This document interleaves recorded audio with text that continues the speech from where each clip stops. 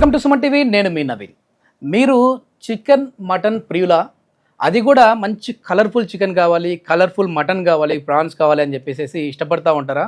So మీకు ఖచ్చితంగా అలాంటి ఫుడ్ తింటే క్యాన్సర్ వచ్చే అవకాశాలు ఉన్నాయంటున్నారు ప్రముఖ ఆర్థోపెడిక్ సర్జన్ డాక్టర్ మధురుమా నాయుడు గారు. సో తను పద్మజ హాస్పిటల్లో మెడికల్ డైరెక్టర్గా ఉన్నారు.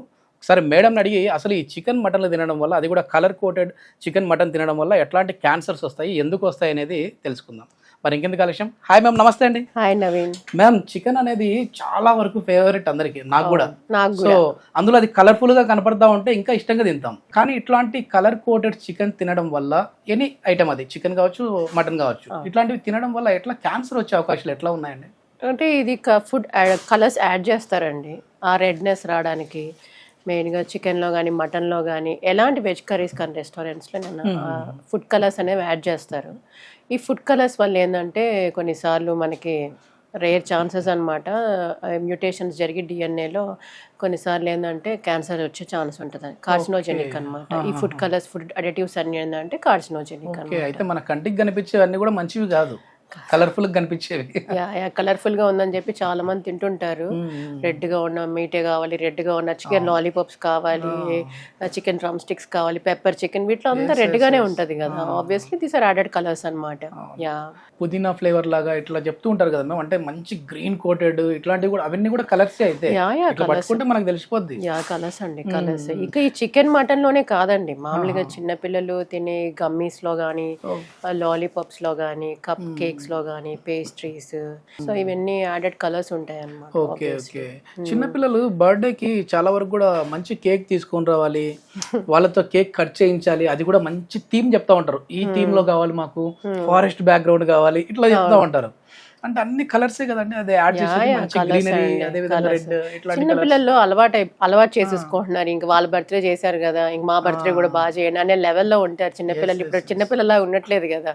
సో మంచి 3 లేయర్ 5 లేయర్ కేక్స్ కావాలి అలా అంటున్నారు. అలా దాంతో పాటు ఇంకా సాఫ్ట్ డ్రింక్స్ తీసుకుంటారు, కొంతమంది ఎనర్జీ డ్రింక్స్ తీసుకుంటారు. దీంట్లో అంతా యాడెడ్ కలర్సే అండి. సో ఇవన్నీ కన్సంప్షన్ చేయకపోతే మంచిది అనమాట. ముఖ్యంగా ఏ టైప్ ఆఫ్ క్యాన్సర్స్ వస్తాయి మ్యామ్ ఇట్లాంటి ఫుడ్ తీసుకోవడం వల్ల? డిపెండింగ్ అపాన్ కలర్ అండి, యాడ్ చేసిన కలర్ బట్టి. అంటే మనకి ఏ డై అనేది యాడ్ చేస్తారో తెలియదు కదా ఫుడ్ లో. డిఫరెంట్ టైప్స్ ఆఫ్ డైస్ ఉంటాయి, కలర్స్.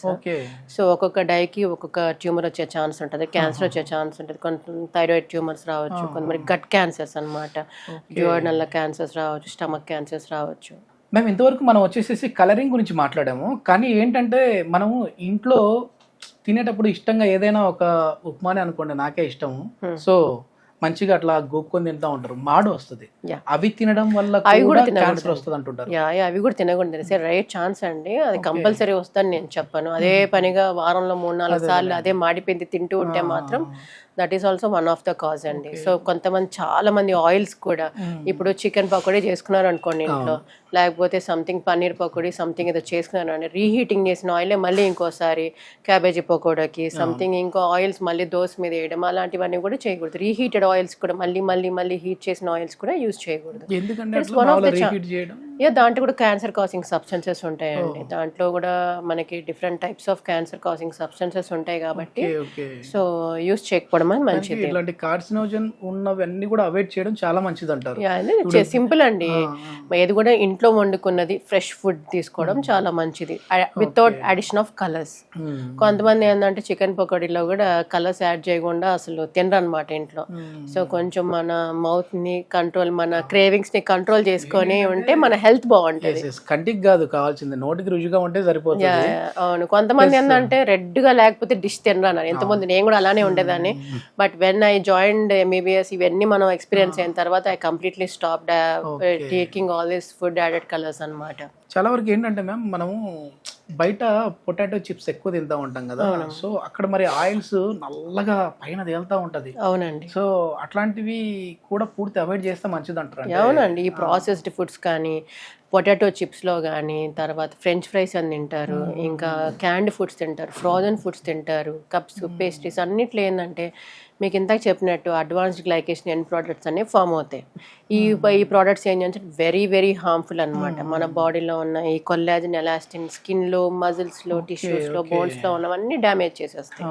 సో ఒక బోన్ హెల్తే కాకుండా స్కిన్ హెల్త్ పాడవుతుంది. స్కిన్లో ఏంటంటే నవనవగా మంచిగా హెల్తీగా కనిపించాల్సిన స్కిన్ పిగ్మెంటేషన్ రావడము ఇవన్నీ కూడా జరుగుతాయి అన్నమాట. మజిల్ వీక్నెస్ ఇవన్నీ కూడా జరుగుతాయి. తొందరగా ఏజ్ అయిపోతారు అనమాట. ఏజ్ ఫ్యాక్టర్ అనేది తొందరగా కనిపిస్తుంది.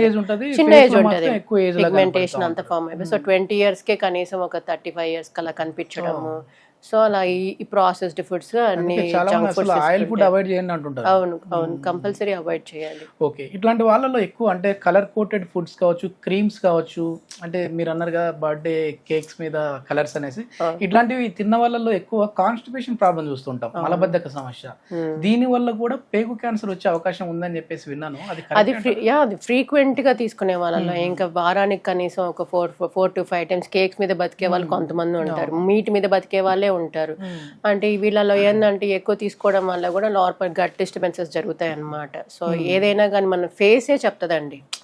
ఇప్పుడు ఏదైనా కానీ మనం బాగున్నామా లేదా అన్నది ఏంటంటే మన గట్ హెల్త్ కానీ బాగుంది అనుకోండి, ఆబ్వియస్లీ ఏంటంటే మన ఫేస్ కూడా మంచిగా అంతా బాగుంటుంది. గట్ హెల్త్ బాగాలేదనుకోండి, ఆబ్వియస్లీ దట్ షోస్ ఇంపాక్ట్ అనమాట. క్యాన్సర్ రావడము ఇవన్నీ జరుగుతాయి అన్నమాట. యాజ్ ఏ ఆర్థోపెడిక్ సర్జన్గా కొద్ది మందిలో మనము బోన్ క్యాన్సర్లో చూస్తూ ఉంటాం కదా మ్యామ్, అంటే అది దేని రిలేటెడ్ వస్తూ ఉంటుంది? మామూలు ఇట్లాంటి ఫుడ్డేనా, లేకపోతే అట్లా ఏంటి జెనెటిక్ పరంగా వస్తుందా, ఎట్లా వస్తుందంటే?